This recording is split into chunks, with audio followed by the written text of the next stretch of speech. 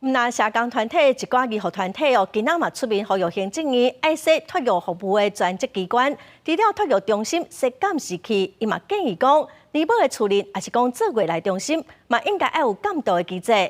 卫生福利部是表示讲，嘛会来讨论。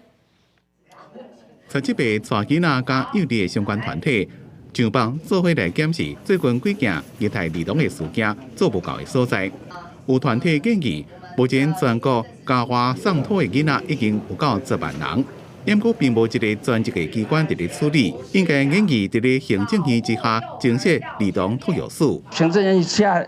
底下并没有设任何一个非常专责的机构在处理这样的一个事情，以至于很多这一方面的事情都要委由民间机构或者那个社会团体来协助政府来处理。大声呼吁袂当搁再减少任何一个囡仔，尤其是0到2岁囡仔无有够的语言表达能力，互家长伫咧送托时阵无法度完全安心，因为托育中心伫咧109年开始拢设有监视器。无视觉强化监督的内容，就参加会议的代表认为，不论是托婴中心、居家年母的照顾空间，或者是做起来中心的育婴室，拢应该要建立监督的机制。能够真正安心，一定要有所谓规范一个真正的照顾空间，而且是要有所谓的监督机制。就是他的工作场域，就是他的居家环境，所以很密切的重叠的一个因素下，那他要不要装监视器这件事都可以再讨论。社雅署回应讲，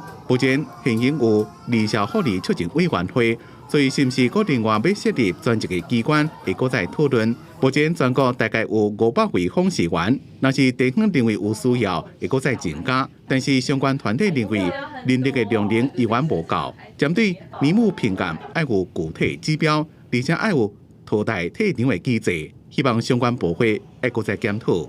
记者综合报道。